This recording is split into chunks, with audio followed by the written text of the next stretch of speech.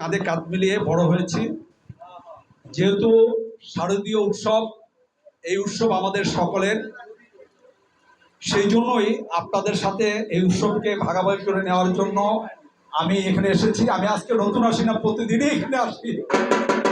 এখানে যারা আছে সবাই আমার ভাই বন্ধু, আমার ছোট ভাই এবং আমার মুরব্বীরাও এখানে আছেন। সবার মাঝে থেকে আমরা বড় হয়েছি।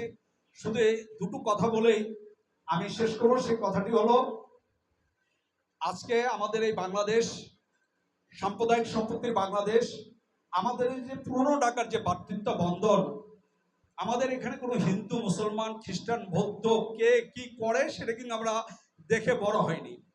আমি হিন্দুর বাড়িতে খেয়েছি, হিন্দু আমার মুসলমানের বাড়িতে খেয়েছে, এই কালচারে আমরা বড় হয়েছি। তো যাই হোক, কথা আর বলবো না।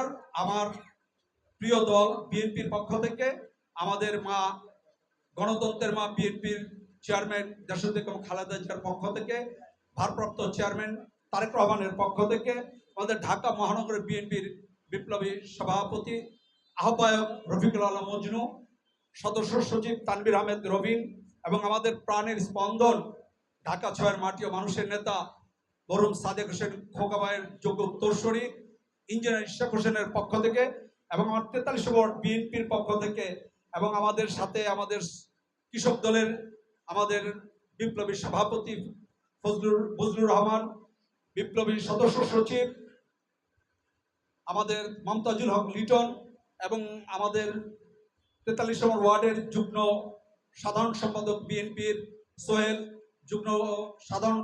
যুগ্ম আহ্বায়ক কৃষক দলের আব্দুল আজিজ সহ আমাদের যুবদল, ছাত্রদল, স্বেচ্ছাসেবক দলের যারা আছেন সকলের পক্ষ থেকে আপনাদের আবারও এই নবমী এবং আগামীকাল বিজয়া দশমীর শুভেচ্ছা জানিয়ে আমি আমার সংক্ষিপ্ত বক্তব্য শেষ করছি। সবাইকে শারদীয় শুভেচ্ছা।